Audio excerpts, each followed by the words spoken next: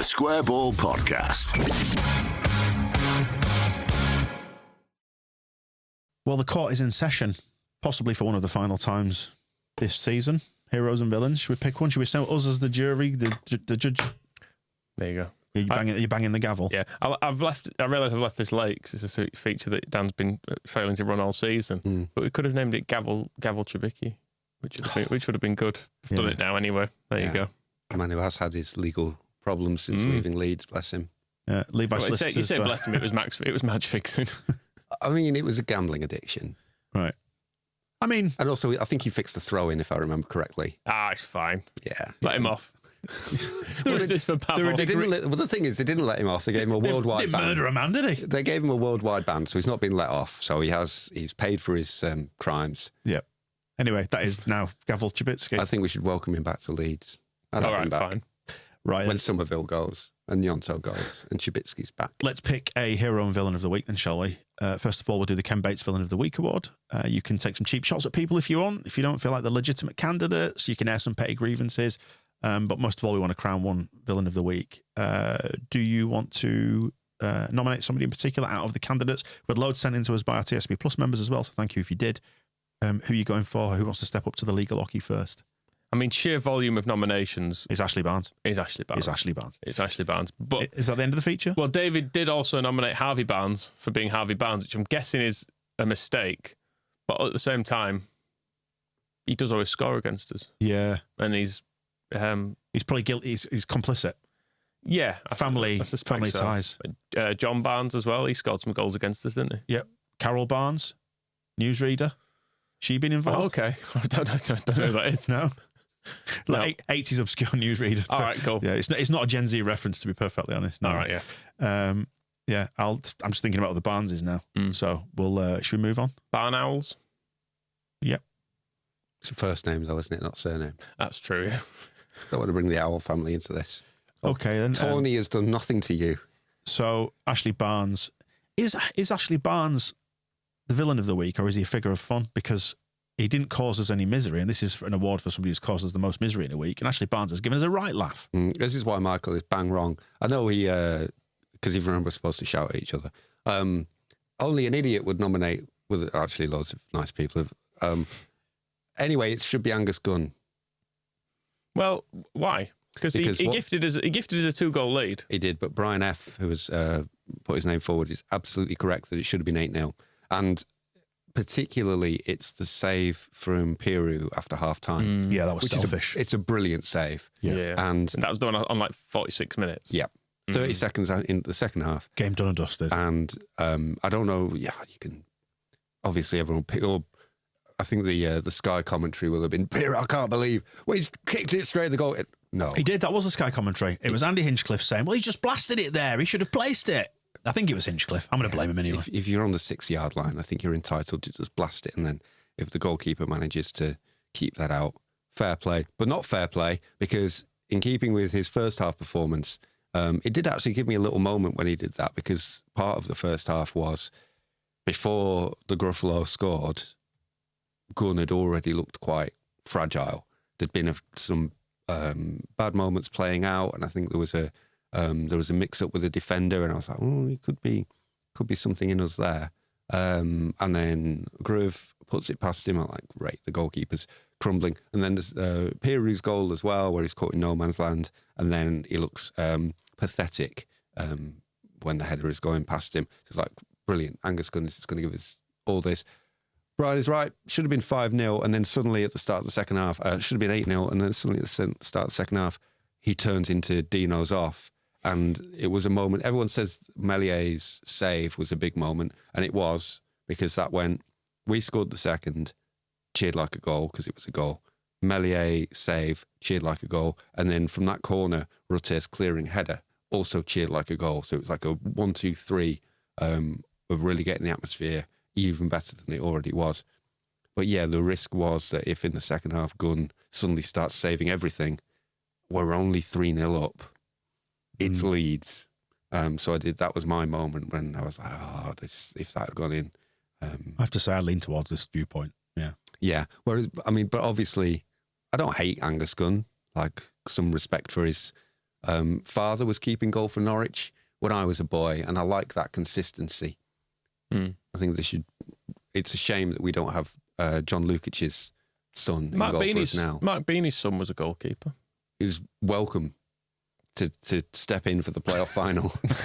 Don't know where he is now. He was at Chelsea when he was like 18 or something. I also like with Brian Gunn, Angus's dad, he had one game I think he had a few games as manager of Norwich, but he started the season with them. Lost, was it 7-1 to Colchester on the opening day? And then just immediately was gone. They just got Paul Lambert in and won the league. Exactly. And I like that of being so tied to a club that you end up managing them, even though you're just like well out of your depth. Like it's like if we'd given John Lukic, I don't know if he'd be a good manager or not, but it's like, well, you're John Lukic. If you want to manage the team, cool, I'll do that. He knows the club. And then we lose, and then we lose 7-1. It's like, oh, actually, John, I think you better stop before this gets any worse. Mitchell Beanie, by the way, is at Chatham Town. If you want to try and pluck him out of the what league are they in? The Isthmian Premier Division. What's his expected goals against save percentage? I'm not sure. Are they tracking that? Do the full stats on that Well, they particular should. league.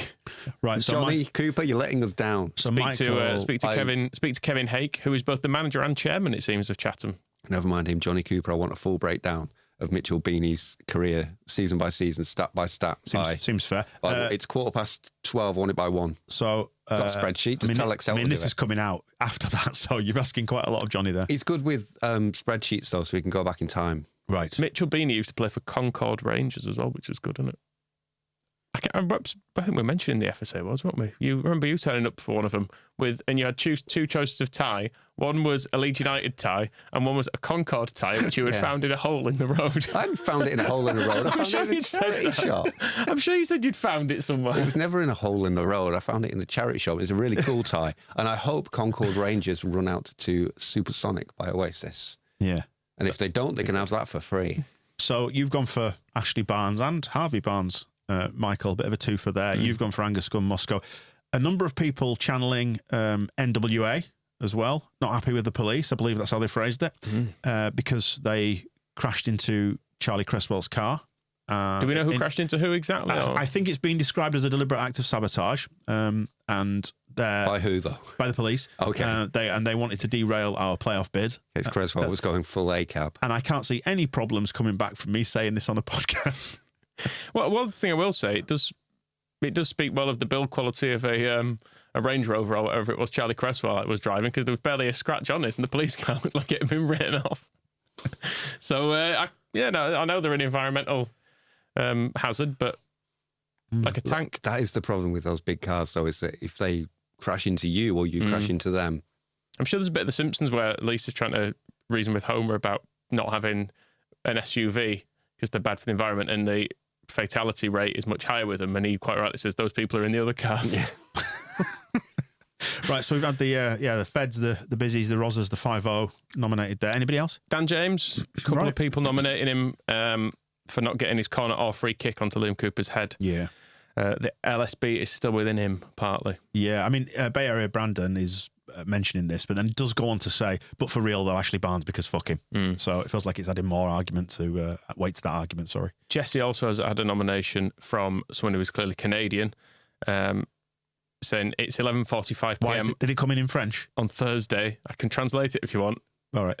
Say, moins le quart, samedi, Toronto, parce que, I'll do it in English, it's easier. Yeah. It's 11:45 on Thursday in Toronto right now, and I was supposed to enjoy a wonderful victory over Norwich, but I just came across a new CBS Instagram post where they had Jesse in an interview and he ripped into us, which is going to be on the member show, actually. All right. I'm Canadian, and he's robbing me of my joy to support my national team at home. It's a once-in-a-lifetime opportunity, and I can't believe Canada will be in the hands of this character. Yeah. Sorry, Canadians. Oh, well. Blame Canada. Blame Canada. Blame Canada. Josh Sargent gets a mention. Sargent, yes. Josh Sargent gets a mention, and anybody who didn't score Liam Cooper score Liam Cooper less than 10 out of 10 on the member show. On the members' scores for the Norwich game. And some people did. Right. Some people did. He got 9.68 was his average. All right. I disregarded anything less than 10 on the All right. because when I put the scores into the daily email, there was also, I think, somebody I'd not noticed this before, but is in the habit of, I don't know if they do it for every game, but score the substitutes all 0. So I don't know if that's which is fair enough if you. Is it an oversight though, or a deliberate policy? Well, some people don't put a score in them from at all, but then I think this person putting in 0 actually skews the calculation on the average. So I don't know if all our subs. They do always score low.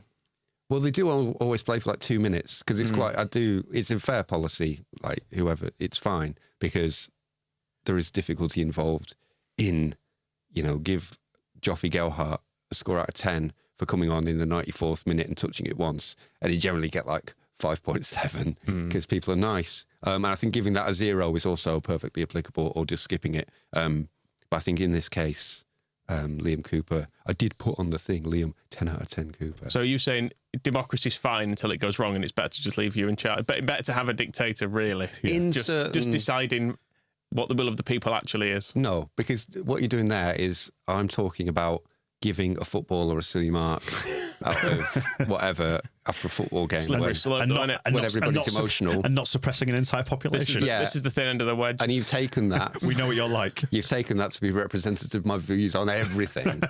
It's really...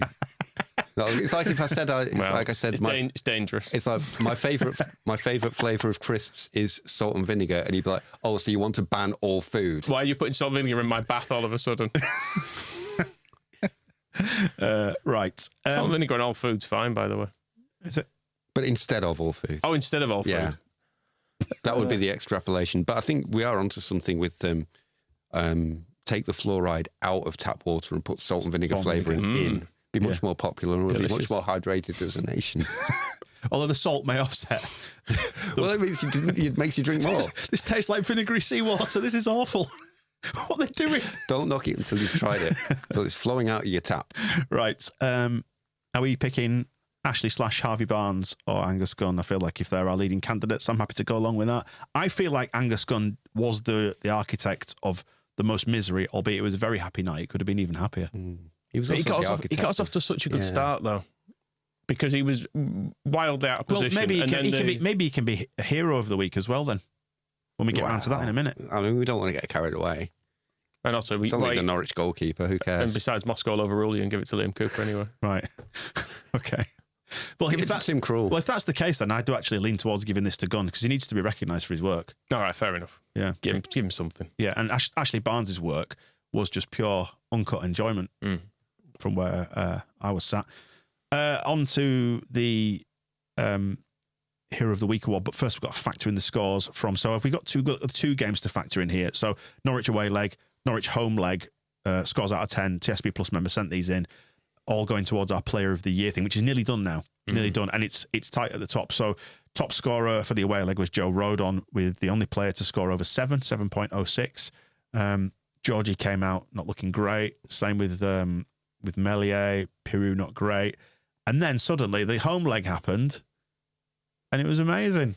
See, I thought scores would actually be higher for the away game, which I thought would have pushed Chris Klassen, him, further down the list. When did you study the authentic Norwegian accent? Actually, it pushed him up the away game, put him into second, just 0.04 away from Joe Rodon. By not playing, because everyone else got under 7, so obviously dragged the averages down. The home leg has corrected it somewhat. Yeah. And the home leg is just everyone did well.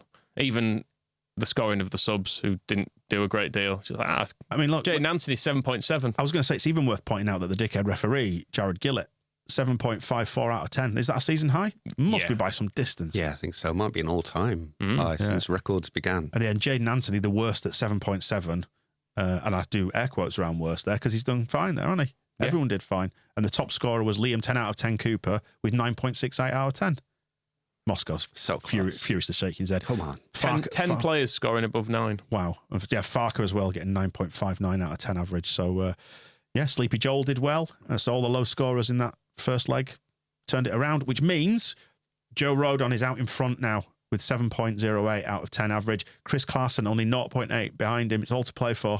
There is something there to consider here, though, isn't there? Because if the playoff final goes badly? Well, no, if either the playoff final goes badly or, let's say, touch wood and everything, say Melier pulls his hamstring in training on Saturday, Klaassen steps in, keeps a clean sheet, and we go up, then... Do we have to give it to him? Chris Klaassen, and then that will be 3 games. Is that enough to qualify? That's it. What's the limit? You don't get a medal for 3. Those did he?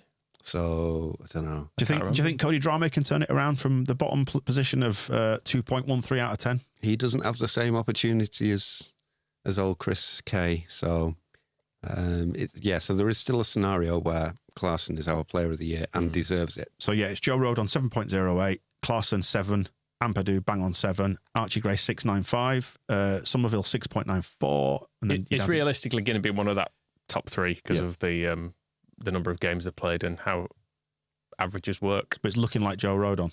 Looking very much like Joe Rodon. Yeah, I meant to say as well, Terry McCann, who dropped in the 3D printed square ball trophy, which is over there on the cabinet behind Moscow, has dropped off another one with Player of the Year. He 3D printed it for us, which is great. Player of the Year on it. So we can keep that one as ours, which is what I requested. We requested that Terry go to his own time and expense to give us another one. And he bloody well did Terry. And he dropped it in at the office here when we all had a day off. But thank you for doing that, Terry. It was really kind of you. So we can award whoever wins this. A bewildered Chris Klaassen receiving his award. He's taken the square ball and turned it into a cube. Yeah. And I always like pointing out that if you do look at our square logo, it's a hexagon. Yeah. Funny shapes, aren't they? Yeah. So we will factor in all those scores now when we try to crown a Gitano Berardi Hero of the Week. So who are you stepping up and nominating apart from Liam Cooper, or is it just Liam Cooper? It is. I'm happy for it to be Liam Cooper. Yeah, it probably should be. There was somebody else I was going to nominate, though. Oh, yeah, Rutte. Because, basically because Stephen, who put his name forward, beautifully summed up Rutte on the goal. Said, Jorginho, for the most on-brand goal he'll ever score. Ball moves slowly to him. He gets his body shape all right, leans over it, and the focus on his face is like he's nailing an easy putt. Then he very nearly skies it, then takes a few paces before settling on a massive air punch and instinctively hurls Gnonto into the hoardings when he jumps on his back. Yeah, it was beautiful. That's that moment was great. And also it was nice. I thought he meant to put it up, I think he meant that. Well, he did, but there's putting it, I think he meant to put it into... He put it right up. The roof of the net, and he put it in off the bar. And putting it in off the bar is quite close to missing altogether, which would have been preposterous, but is not something that Rutte cannot do. So Stephen is absolutely right that he was very close to turning a golden opportunity into an incredible sky. Can I just say as well, with Stephen's comment, he's described it as like he's nailing an easy putt. If he was a golfer, Rutte the putter. Mm-hmm. That's his nickname. But if you're likening that goal to a putt, it very much went around the rim a few times before dropping. A bit sand wedgy. It was a good finish. It was a good finish. Just that's the extent of my golf knowledge. Just like 6 inches lower would have been fine as well, though, and less heart stopping. It's like when penalties hit the post, you always have that bit where you go, you're splitting hairs now. It went in, leaving. It went in. And it was good for him to get a goal because I think for his confidence, he played brilliantly, and it was. It would have been a shame for him to play so well and not get a goal to kind of reward him for everything. He was back in full party boy mode. Same with Piru. I don't know if he's been nominated, but topping off that performance with a back post header, it's like, that's good. Not because if it had been one of his kind of normal edge of the area, bottom corner shots, you go, oh, well, it's just standard Piru stuff. But that was one of those where it's like Piru is playing well, and then you're going like, oh, he's doing headers now.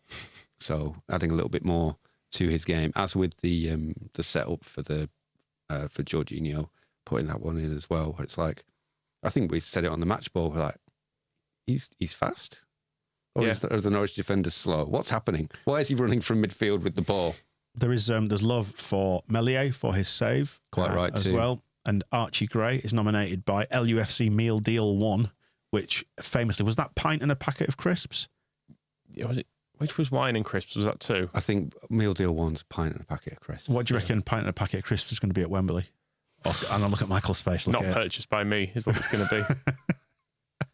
I don't know how much a pint is in Wembley. It's going to be at least £7. I was going to say, it's got to be pushing a tenner, hasn't it? Given the way everything's got up. Preemptively nominate the villainy of London prices for when you're back. Oh, Michael's taking to Google. He's terrified now. He's just I think it was Wembley. Another stress stream about this. Where there was that footage doing the rounds as well of someone, they were basically filling pints from like a sink of beer, and they were just like scooping them out because stuff had obviously overflowed, but they were not wasting it, and they were instead just like going, oh, well, this is fine, and just scooping it and putting it on, and then charging you like £9 for it. I was going to say, if that was free, if like, this is for free, yeah, this is overflowed, so we're just getting rid of it. Fine, not £9 for a sink pint. A sink pint. Oh, glorious image. Can you let me around that side and I'll lap at the sink? Like a cat. Just give me a straw, I'll deal with this. So it's going to be Liam Cooper, isn't it? If I could get some love as well for his tactical handling of the semi-finals, but it's going to be Liam Cooper. Not just for his 10-minute cameo, but for his 10 years of service. And it's me, Coops. Well, it's nice as well it's that he... only Coops. Come on. Get it right. It's only Coops. It's his catchphrase. He can't do his catchphrase wrong. Then he gets to go off to the Euros, doesn't he? He's in the Scotland squad. Yeah. At which point he can retire from international football and go back to being English, which would be nice for him. But no, it was. I was quite glad that he got to have a good playoff experience as well, because the last one at Ellen Road was probably quite he still has nightmares about it. So it was just a nice, fun evening for him, wasn't it? That he could come on at a point where everyone's relaxed and it's just like, hey. He could have gone over and just like punched Melier for a laugh. Do you know what I'd like? I'd like the same to happen at Wembley. A 10-minute cameo where we can all just we can be laying passes. We can be singing his name. Jorginho's getting ready. In fact, he's probably dancing already. He has missed out on stuff as well, because if you obviously lifted the trophy in lockdown, and Luke Ayling's always got it over him that the 100th year game when we beat Birmingham, I think, was he injured? I can't remember if he was injured or suspended. I think he was injured. So Ayling was the captain of that day, and he was talking about how he gets Liam Cooper round his house to show him the shirt that's framed on the wall. And then the first game in the Premier League, he was injured for that as well. So Ayling did that too. So some of the big moments that should have gone to Liam Cooper, considering, he signed for David Hockaday. Well, he signed for Chile. What was he thinking? I mean, probably thinking it's Leeds. Yeah. And then turning up and then being told to buy his own socks was probably, go back to Chesterfield in that case. But to go from that moment, from signing for Leeds under Hockaday, 10 years, and be part of all the great stuff that happened, but then have Luke Ayling just going, another shirt for my collection. I'll stick that armband in my little memorabilia corner here. We've poo-pooed the whole playoff trophy idea and the fact that they give you a little trophy for finishing second now because one gets given out on the playoff final day to the winner of that. Talking about things I've visualised for the playoff final. All the players going up the stairs at Wembley in front of the Royal Box, and Coops' glorious sign-off from Leeds United is lifting your daft little trophy, but with Ampadu, one on each side. Yeah, and then they hand it down to Ayling, hand it to Dallas.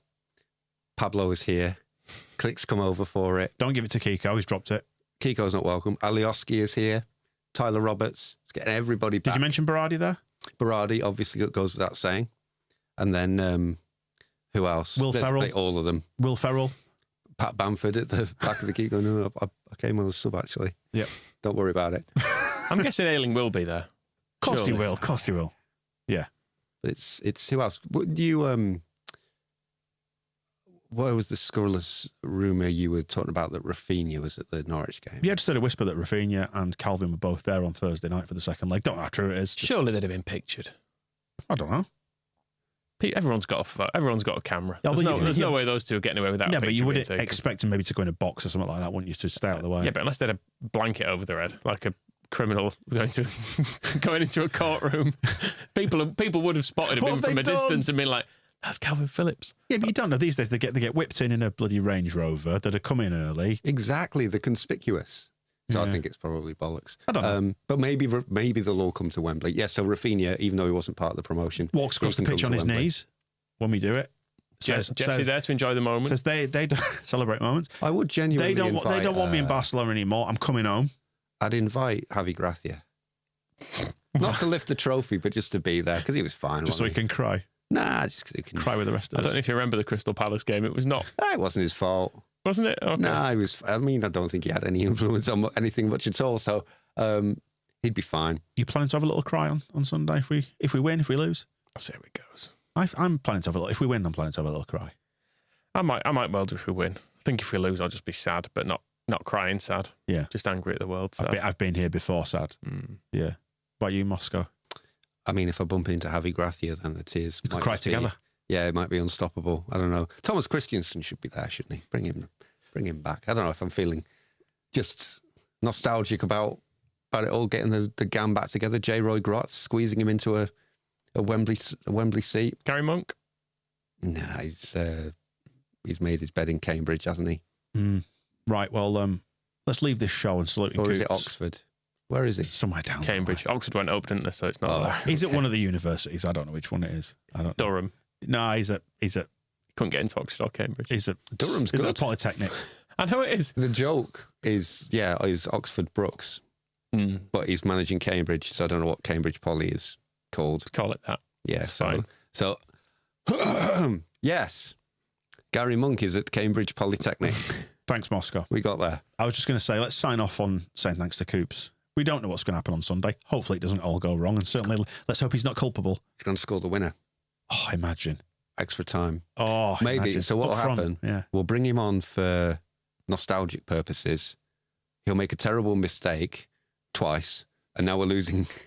We've gone from leading 1-0 Sounds great. to losing 2-1, but then he goes, and so it needs a 2-goal win, and then it's the Blackburn game. So Kemar Roof gets the first one, Right, yeah. and then Liam Cooper scores the winning goal, and we're all like, "Whew, you had us worried there, Liam." Well then, Coops, we salute you, and if you're heading down to Wembley, we'll see you there. If not, we will see you on the live stream afterwards. Hopefully the internet's fast enough for it to work. It's in London. It's twice the speed of up here, surely. I would imagine so, definitely. We'll see you at Wembley. Bye-bye. The Square Ball Podcast.